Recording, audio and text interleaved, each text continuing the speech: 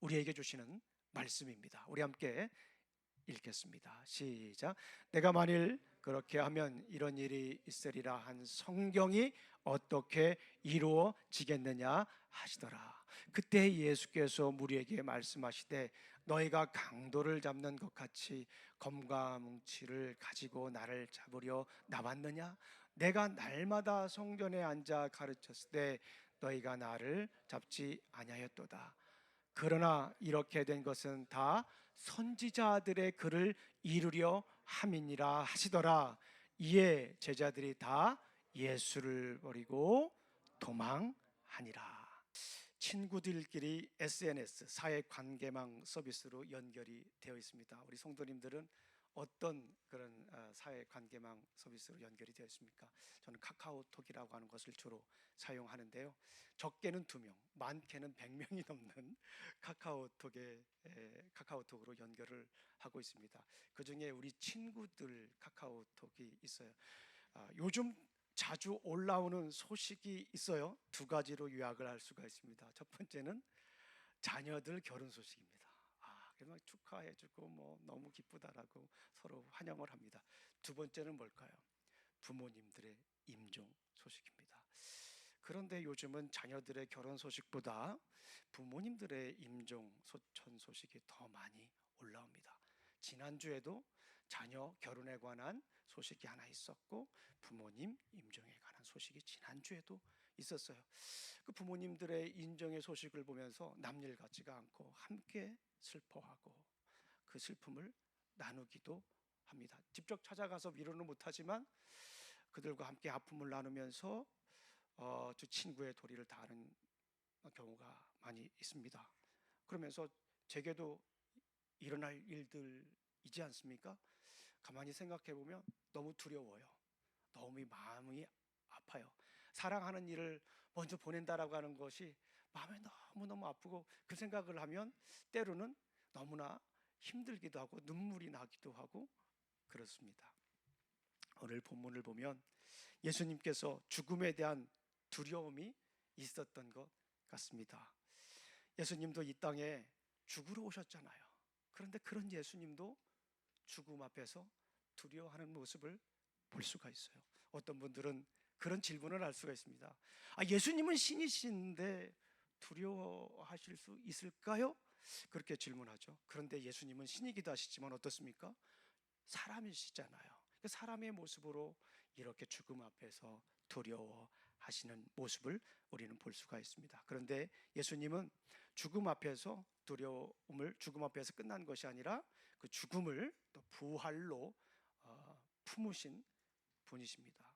오늘 이 말씀을 보면서 우리가 어떻게 죽음을 부활로, 예수님처럼 죽음을 부활로 품을 수 있을까 함께 나누도록 하겠습니다. 4단계입니다. 액츠라고 이렇게 정리를 할 수가 있습니다. 첫 번째, 죽음 앞에 선 예수님의 모습을 우리가 함께 살펴보도록 하겠습니다. 죽음 앞에 선 예수님을 살펴보기 전에 더 예수님을 힘들게 했던 이야기가 있어요. 잘 아시는 것처럼 예수님의 제자들의 배신의 이야기다라고 볼 수가 있습니다. 예수님을 배신한 사람들 잘 아시죠? 첫 번째가 누굽니까? 가장 먼저 떠오르는 분이 있죠? 가롯 유다입니다. 은 30냥의 스승을 팔아버렸어요. 그 내용들을 가만히 읽어보면 잘 아시겠지만 겟세마네 동산에서 내가 입 맞추는 자가 그이니 그를 잡아라라고 얘기를 해요. 내가 입 맞추는 이가 예수니까 그 사람을 잡아가라고 유대인들에게 얘기를 합니다. 우리 입맞춤은 어떨 때예요? 서로 친근한 관계에 있을 때 입맞춤을 하지 않습니까? 사랑의 관계에 있을 때 입맞춤을 하지 않습니까? 그런데 이 입맞춤은 배신의 입맞춤이에요. 3년 동안 정말 예수님을 바라보면서 살았던 제자이지 않습니까? 예수님의 슬픔, 예수님의 아픔을 함께한 제자이지 않습니까? 예수님이 이적을 일으키는 그런 모든 과정들을 지켜본 제자이지 않습니까? 그 제자가 배신을 합니다. 예수님의 인간적인 모습으로 봤을 때 얼마나 마음이 아프셨을까요? 더 나아가서 예수님의 제자들, 우리가 좀 전에 읽어봤지만요, 마태복음 26장에 26절에 56절에 보게 되면 예수님의 제자들이 다 도망갔다라고 이렇게 얘기를 하죠. 그렇게 예수님을 잘 따르던 제자들이 예수님이 죽을 것 같으니까, 잡혀가니까 다 도망가는 그런 모습을 볼 수가 있어요. 얼마나 마음이 아팠을까요? 그렇게 믿었던 제자들이, 그렇게 믿었던 사랑스러웠던 제자들이 도망가는 그 모습을 보면서 예수님은 얼마나 마음이 아프셨을까요? 더군다나 이 도망간 제자 중에 또 대표가 있지 않습니까? 베드로라고 하는 제자가 있습니다. 저는 절대 그러지 않습니다 라고 고백을 하잖아요. 나는 그 사람을 알지 못합니다 라고 얘기를 해요. 저 베드로 같은데, 그러니까 베드로가 나는 예수님을 알지 못하는 사람입니다. 몇 번이나 했을까요? 더군다나 3번씩이나 이렇게 부인하는 그런 모습을 보면서 얼마나 마음이 아팠을까요? 그리고 예루살렘에 입성했을 때 많은 사람들은 예수님을 향해서 환호했습니다. 호산나 다윗의 자손이여, 찬송하리로다 주의 이름으로 오시는 이여, 환영을 했습니다. 그런데 그들이 며칠 지나지 않아서 뭐라고 얘기를 했죠? Crucify him, crucify him. 그를 십자가에 못 박혀 죽이라라고 얘기를 합니다. 배신과 또 죽이라고 하는 그 선동 가운데 우리 예수님은 얼마나 힘드셨을까 우리가 생각해 볼 수가 있습니다. 이전에도 말씀을 드렸듯이 예수님의 가장 가까웠던 제자들은 복음서가 끝날 때까지 예수님을 이해하지 못해요. 그것도 참 아이러니입니다. 어떻게 그렇게 예수님이 행했던 그런 모든 이적들도 보고 예수님의 손과 발이 될 정도로 옆에서 가까이 있던 분들이 복음서가 끝날 때까지, 그 말은 뭐냐면 예수님이 돌아가시고 부활하실 때까지 예수님의 제자들은 예수님을 이해하지 못해요. 다행히도 사도행전을 지나가게 되면 거기에서 제자들이 예수님을 이해하고 복음을 전파하는 모습을 볼 수가 있습니다. 예수님은 이렇게 죽음 앞에 섰습니다. 그런데 예수님은 이 죽음 앞에서 도망가지 않으셨습니다. 왜 그러셨을까요? 예수님은 죽으러 이 땅에 오셨기 때문에 그렇죠. 조금 더 구체적으로 보겠습니다. 이 죽음의 공포 앞에서 우리가 어떻게 살아야 할까 참 많은 생각을 해봅니다.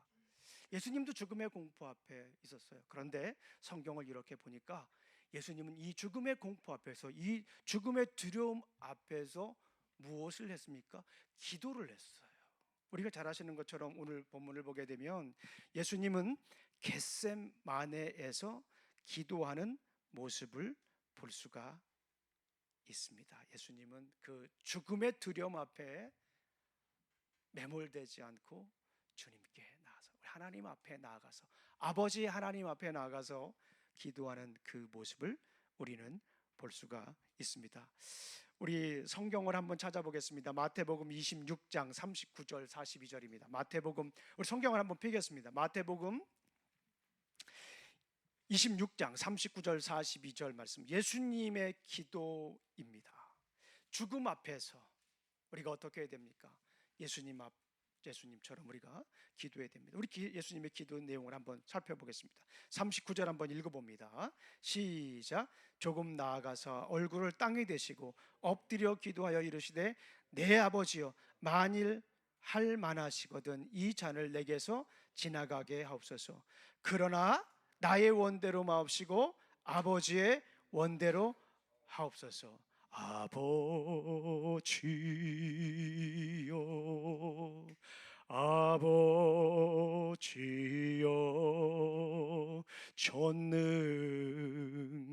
전능하신 아버지여.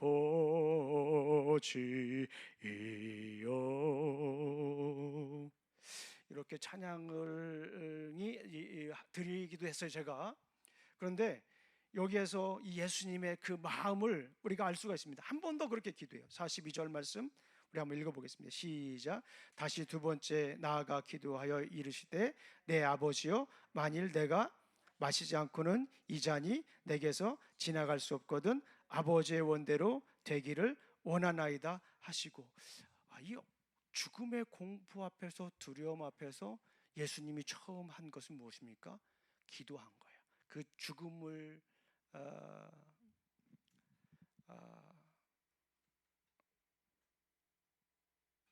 바라보면서 예수님, 인간이신 예수님은 얼마나 마음이 힘들었을까요?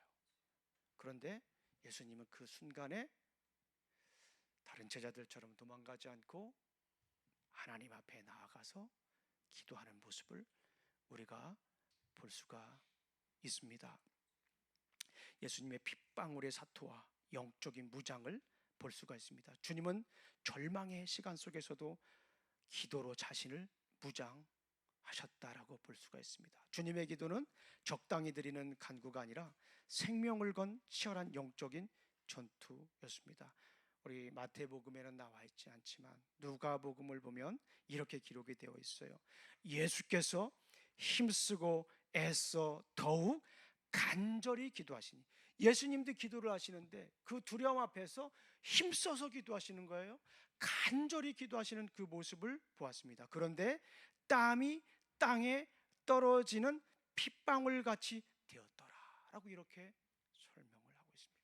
예수님이 얼마나 간절히 기도했습니까? 얼마나 이 죽음 앞에서 죽음을 매몰되지 않고 죽음에 사로잡히지 않고 주님께 나아가서 하나님께 나아가 기도했던 모습을 볼 수가 있습니다. 우리 누가복음 22장 45절을 보면 우리 함께 같이 읽어볼까요? 네, 우리 누가복음 22장 한번 같이 살펴보겠습니다. 우리 누가복음을 한번 펴보겠습니다. 주보로 마태복음 이렇게 껴놓으시고 누가복음으로 다시 한번 가보겠습니다. 자, 누가복음 22장은 이 마태복음 26장과 서로 같은 내용을 다루고 있어요. 43절 말씀을 한번 읽어보겠습니다. 22장 43절, 44절 말씀을 함께 같이 읽어보겠습니다. 시작. 천사가 하늘로부터 예수께 나타나 힘을 더하더라. 예수께서 힘쓰고 애써 더욱 간절히 기도하시니 땀이 땅에 떨어지는 핏방울 같더라. 이렇게 말씀하시는 거예요. 여기에서 우리가 정말 예수님께서 간절히 기도했다라는 거예요. 죽음의 공포만큼 예수님께 하나님께 나아가서 간절히 기도한 모습을 볼 수가 있어요. 그런데 저에게 또 은혜가 되는 말씀이 있었어요. 43절 말씀이에요. 천사가 하늘로부터 예수께 나타나 힘을 더하더라. 천사가 하늘로부터 나타나서 힘을 더하더라. 제가 여러 번 말씀드리지만 제가 기도할 때 떠오르는 두 가지 영상이 있습니다. 첫 번째 영상은 뭐냐면 요한계시록에 나오잖아요. 이렇게 제가 기도할 때 어떤 이미지가 떠오르냐면 여기에서 저의 기도가 연기가 되어서 하나님께 올라가는 그 모습을 떠올려요. 우리 사랑하는 성도님들, 기도할 때 그냥 목사가 나와서 하라고 그러고 8시에 나와서 하라고 그러니까 기도하는 게 아니라 생각을 해보세요. 기도는 하나님 앞에 나아가는 영적 호흡입니다. 우리가 살 수 있는 영적 호흡이잖아요. 기도하면서 하나님의 뜻에 우리의 뜻이 조율되는 거예요. 우리가 기도할 때 그 영상이 그렇습니다. 우리의 기도 제목이 연기가 되어서 하나님께 이렇게 올라가는 그 모습을 떠올리세요. 또 하나 제가 떠올리는 영상이 있어요. 기도할 때 주로 저는 혼자 기도 많이 하는데요, 저는 혼자 기도한다고 생각하지 않아요. 기도할 때 우리 주님이 옆에 계시는 거예요. 주님이 제 어깨를 잡아주세요. 때로는 주님이 제 머리에 손을 얹으세요. 바로 오늘 이 말, 천사가 하늘로부터 예수께 나타나 힘을 더하더라. 기도할 때 우리는 혼자 기도하는 게 아닙니다. 혼자 골방에 가서 기도할지라도 우리는 혼자 기도하는 거 아니에요. 우리가 기도할 때 우리 주님이 함께 하세요. 오늘 말씀해 보니까 천사가 함께 하신다는 거예요. 우리 눈에는 보이지 않아요. 우리 나은이가 기도할 때 우리 주님이 나은이와 함께 하는 거예요. 그런 그림을 떠올리면서 기도해야 돼요. 은혁이가 기도할 때 은혁이 혼자 기도하는 게 아니에요. 우리 주님이 은혁이를 이렇게 감싸주시는 거예요. 우리 선홍기도, 우리 재성이 형제도, 우리 밴쿠버에서 우리 이사 온 한태민 형제들, 우리 이현지 자매도 기도할 때 우리 주님이 이렇게 안아주는 거예요. 혼자 기도하는 게 아니에요. 기도는 그냥 내가 중얼중얼 하나님께 그냥 의무적으로 하는 게 아니에요. 기도할 때 우리 주님이 움직이세요. 우리를 안아주세요. 보듬어 주세요. 쓰다듬어 주시는 거예요. 그걸 떠올리셔야 돼요. 소름 돋지 않습니까? 얼마나 감격적이지 않습니까? 이 세상 살아가다 보면 80억 대 1로 살아가는 듯한 느낌이 들 때도 있고, 왜 나만 이래라는 생각이 들 때도 있는데, 기도할 때 우리 주님이 우리를 안아주시는 거예요. 보듬어 주시는 거예요. 쓰다듬어 주시는 거예요. 그거를 영상을 떠올려야 돼요. 그리고 우리가 기도한 이 내용들이 다 바닥에 떨어지고 공중에 산산 분해되는 것이 아니에요. 기도할 때 그 기도가 연기가 되어서 우리 주님께 올라가는 거예요.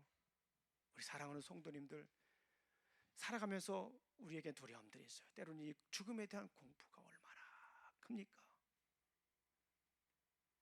피할 수도 없고 도망갈 수도 없고, 이럴 때 우리는 우리 주님처럼 간절히 기도하길 주님의 이름으로 축원합니다.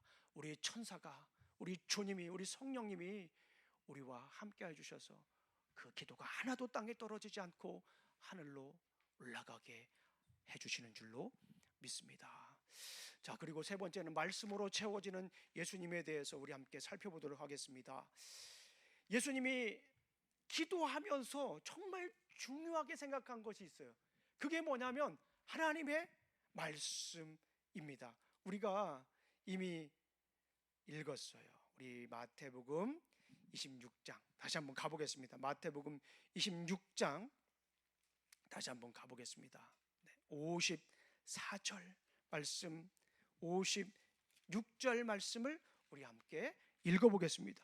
여기는 지금 예수님이 지금 기도하는 그런 장면이다라고 볼 수가 있어요. 네.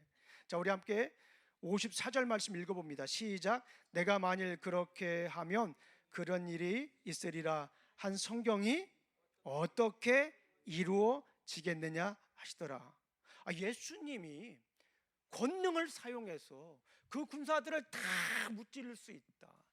여기 오늘 이 53절에 보게 되면 너는 내가 내 아버지를 구하여 지금 12군단 더 되는 천사를 보내시게 할 수 없는 줄 아느냐? 12군단이나 되는 천사를 보낼 수도 있다라는 그런 상황이에요. 그런데 내가 그렇게 하지 않는 이유가 있어요. 그게 뭐예요? 성경이 어떻게 이루어지느냐 하시더라. 하나님 말씀을 지키기 위한 거예요. 하나님 말씀으로 지금 채워지고 있는 시간입니다. 그리고 56절을 보게 되면 그러나 이렇게 된 것은 다 선지자들의 글을 이루려 함이라. 하나님의 말씀이 이루어지게 하기 위해서 지금 이렇게 한다라는 거예요. 그러니까 예수님이 지금 계속해서 무엇입니까? 말씀으로 채워지고 있다라고 하는 것을 우리는 알 수가 있습니다. 결국 말씀으로 충만해진 예수님은 로마 군대와 대제사장들의 신문 앞에서도 당당할 수가 있었던 것입니다. 주님은 침묵하거나 진리를 증언하심으로써 당신을 해하려는 인간의 악함조차 하나님의 큰 구원 드라마 속의 한 장면으로 소화해 내셨다라고 볼 수가 있습니다. 우리 주님은 어떠세요? 이 죽음 앞에서 기도하셨습니다. 죽음 앞에서 말씀으로 채워지셨습니다. 그리고 죽음을 이기시고 finally 죽음을 이기시고 부활하셨습니다. 죽음의 권세를 깨뜨린 승리를 선포하신 것이죠. 예수님의 부활은 단순히 한 개인이 다시 살아남이 아니라 인류를 옥죄던 죽음과 사탄의 권세를 완전히 깨트려버린 사건이다라고 볼 수가 있습니다. 가장 비참한 죄인의 모습으로 십자가에서 돌아가셨던 주님은 그 낮은 자리에서 오히려 사망의 문을 부수고 일어나셨습니다. 천사는 무덤을 찾은 여인들에게 나타나셨습니다. 우리 마태복음 28장 6절을 한번 보겠습니다. 마태복음 28장 6절, 마태복음의 가장 마지막 절이죠. 우리 함께 같이 읽어보도록 하겠습니다. 마태복음 28장 6절 말씀입니다. 시작. 그가 여기 계시지 않고 그가 말씀하시던 대로 살아나셨으니 와서 그가 누우셨던 곳을 보라. 우리가 잘 아셨던 것처럼 예수님은 부활하셨습니다.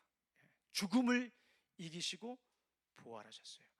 기도하며 나아갔던 예수님, 기도로 채워졌던 예수님, 말씀으로 채워졌던 예수님은 결국에 돌아가셨어요. 십자가에 못 박혀 돌아가셨어요. 누구의 죄를 씻기 위해서 돌아가셨습니까? 우리의 죄를 씻기 위해서 예수님은 십자가에서 돌아가셨습니다. 인간적인 예수님은 십자가에서 돌아가시고 싶지 않은 생각이 들 수도 있습니다. 예. 왜냐하면 성경을 보게 되면 예수님이 이 땅에 온 그 말씀은 대부분 수동태로 되어 있어요. 하나님이 보내셔서 이 땅에 오신 경우가 많습니다. 그런데 그 예수님도 말씀과 기도로 채워주셔서 하나님의 말씀에 순종하고 돌아가셨어요. 그리고 다시 부활하셨습니다. 예수님이 부활하셔서 이 땅에 오셨잖아요. 부활하시고 이 땅에 오셨을 때 하신 일들을 보면 우리가 어떻게 부활을 살 것인지에 대해서 말씀해 주신다고 제가 부활절에 지난해 말씀드렸죠. 지난번에 누구 말씀을 드렸습니까? 우리 베드로 이야기를 나눠주셨어요. 오늘 잠시 나눌게요. 예수님이 부활하신 이후에 이 땅에 오셔서 하신 사역은 우리가 어떻게 부활을 살 것인가에 대한 메시지라고 볼 수가 있어요. 베드로에게 나타나셨어요. 베드로가 어떤 사람이었어요? 예수님을 3번이나 부인했잖아요. 그래서 예수님은 그 베드로에게 나타나셔서 3번 동안 네가 나를 사랑하느냐? 베드로가 고백합니다. 예, 제가 주님을 사랑합니다. 네가 나를 사랑하느냐? 한 번 더 물어봐요. 예, 제가 주님을 사랑합니다. 3번째, 네가 나를 사랑하느냐? 예, 제가 주님을 사랑합니다. 회복하시는 거예요. 3번 부인했던 베드로에게 다시 한 번 더 기회를 주십니다. 부활하신 주님은 다시 회복의 길을 열어주시는 것을 볼 수가 있습니다. 죽음을 이기신 예수님, 죽음을 이기시고 부활하신 예수님은 회복의 사역을 감당하셨던 것입니다. 여기까지 우리가 생각을 해야 돼요. 막달라 마리아 굉장히 중요합니다. 아마도 내년 부활절에는 이 막달라 마리아를 더 한번 말씀을 증거할 수도 있어요. 왜냐하면 부활하신 이후에 첫 번째 만난 여인이 누구예요? 막달라 마리아예요. 막달라 마리아는 어떤 사람이었어요? 사람 취급을 받지 못하던 사람이었어요. 심지어 귀신에게도 쓰였던 사람입니다. 그런 막달라 마리아, 어둠 속에 살 수밖에 없던 그 막달라 마리아에게 부활하신 예수님은 처음 등장하신 거예요. 그러면서 부활의 소식을 증거하게 하시는 거예요. 얼마나 놀라운 반전입니까? 죽으신 주님께서 다시 부활하셔서 회복해 하시고 생명을 선포하게 하시는 이 놀라운 사역을 우리는 본받아야 될 줄로 믿습니다. 누님이 먼저 돌아가신 후에 제 인생에 있어서 목표가 하나 더 생겼어요. 누님이 돌아가시고 나니까 좀 다르게 보는 것들이 하나 있었는데, 그 중에 또 그러면서 제가 목표를 하나 세웠습니다. 그것이 뭐냐면, 또 그리고 기도 제목이기도 하고요. 주님, 제가 우리 부모님보다는 더 살게 해주세요. 우리 인생이 어떻게 될지 몰라요. 그런데 주님께 기도를 이렇게 해요. 주님, 적어도 제가 우리 부모님보다는 더 살게 해주세요. 우리 부모님이 우리 누님 돌아가시는 그 모습을 보면서 얼마나 힘들어하는지 제가 좀 봤어요. 그리고 제가 지난번에도 말씀을 드렸지만 상실감에 대해서 어떤 사람들이 연구를 했다, 학자들이 연구를 했잖아요. 그 상실감의 1위가 뭐냐면 자식의 죽음이에요. 배우자의 죽음보다도 자식의 죽음이 훨씬 더 크대요. 그리고 또 하나 기도합니다. 제 자식들은 저보다 더 살게 해주세요 라고 하는 그런 기도를 해요. 죽음을 우리가 피할 수는 없습니다. 죽음을 우리가 어떻게 건너뜁니까? 이 세상에 살면서 아무도 알 수가 없습니다. 그래서 우리는 죽음을 준비해야 돼요. 어제도 우리 기독교 핵심 진리를 나누면서 죽음을 준비하는 가장 좋은 방법 우리가 나눴습니다. 어떻게 합니까? 잘 살아야 됩니다. 잘 살아야 잘 죽어요. 우리 한번 따라해 보겠습니다. 잘 살아야 잘 죽는다. 우리의 인생의 목적이 어떠면 잘 사는 것일 수도 있어요. 그런데 더 중요한 건 뭐냐면 우리가 잘 죽는 것이 훨씬 더 중요해요. 그러면 잘 죽으려면 우리가 어떻게 해요? 잘 살아야 됩니다. 그래서 죽음을 성화 구원의 완성이라고 합니다. 죽음이 음습하고 쾌쾌한 것이 아니라 죽음이 성화 구원의 마지막 단계라고 하는 거예요. 그래서 죽음을 기쁘게 우리가 바라볼 수 있는 거예요. 구원하면 우리가 예수님을 주님으로 믿습니다. If you believe in Jesus Christ as your personal Lord and Savior, you will be saved. 우리가 구원을 받아요. 고백합니다. 이걸 우리 칭의 구원이라고 얘기를 합니다. 그런데 구원은 거기서 끝나지 않아요. 계속해서 빌립보서에 보게 되면, 빌립보서 2장을 보게 되면 구원을 두려움과 떨림으로 이루라라고 말씀하시는 거예요. 그건 예수님을 내가 주인으로 믿습니다라고 하는 것만 구원이 아니에요. 구원은 성화구원까지 구원입니다. 두려움과 떨림으로 계속 구원을 이뤄야 돼요. 잘 살아야 돼요. 믿음으로 잘 살아야 됩니다. 그래야 죽음을 기쁨으로 맞이할 수가 있는 거예요. 그래서 죽음을 성화구원의 완성이다라고 합니다. 우리가 예수님을 믿으면 구원받죠. 근데 그것만 아니라 우리가 잘 죽기 위해서 성화구원을 이루어야 됩니다. 죽음이라고 하는 것은 여러 가지로 표현할 수 있지만 저는 졸업이라고 생각을 합니다. 어제도 우리 기독교 힘 진리를 하면서 나누었지만 미국에 와서 제가 충격적으로 받아들인 영어 단어가 있어요. commencement라고 하는 단어예요. 한국에서 정말 열심히 공부할 때 commencement라고 하는 단어를 시작하다, 개시하다라고만 배웠거든요. 그리고 토플에 그런 게 나오면 그와 유사한 단어를 체크하면 항상 맞았어요. 그런데 미국에 와 보니까 졸업식에서 졸업식을 commencement 세레모니라고 하더라고요. graduation 세레모니라고 하는 사람 그 학교도 있는데 대부분 commencement 세레모니라고요. 그래서 의아했어요. 아니 commencement는 시작하는 건데 그리고 졸업은 끝나는 건데 이걸 왜 commencement 세레모니라고 할까? 가만히 생각해 보니까 그게 맞아요. 학교 생활에서의 완성 마침입니다. 그리고 사회생활로의 시작입니다. 마찬가지예요. 우리도 졸업을 할 때가 있습니다. 죽음을 맞이할 때가 있습니다. 그 죽음을 잘 맞이하기 위해서 어떻게 해야 됩니까? 졸업식에 잘 참여하기 위해서 어떻게 해야 됩니까? 학생들이 열심히 공부하잖아요. 그런 것처럼 우리도 어떻게 해야 됩니까? 열심히 살아야 돼요. 어떻게 살아야 됩니까? 말씀과 기도로 살아야 돼요. 예수님이 살아셨던 것처럼 우리도 말씀과 기도로 살아야 돼요. 날마다 성경 우리 묵상하십니까? 날마다 성경을 우리가 묵상하면서 말씀으로 채워줘야 돼요. 그렇지 않고는 우리가 온전한 죽음을 맞이할 수가 없습니다. 기도하십니까? 기도하면서 우리 주 하나님의 뜻에 조율이 되고 있습니까? 기도하지 않으면요 내 뜻대로 살려고 해요. 기도하지 않으면요 내 성질이 나옵니다. 기도하지 않으면 나의 그 추악한 인성들이 나오게 될 수밖에 없어요. 기도할 때 우리는 하나님과 대화하면서 하나님의 뜻에 맞도록 우리는 조율되는 거예요. 우리 사랑하는 성도님들, 이것이 바로 예수로 충만하며 살아가는 길입니다. 이것이 우리가 죽음을 극복하고 부활을 사는 우리 그리스도인들의 삶입니다. 죽음은 여전히 두렵습니다. 그리고 죽음을 멀리하고 싶어요. 예수님도 그러셨습니다. 그런데 우리가 말씀과 기도로 채워지면 죽음은 죽음으로 그치지 않고 죽음은 부활로 펼쳐지는 줄로 믿습니다. 말씀과 기도로 살 때 부활은 죽음을 품는 거예요.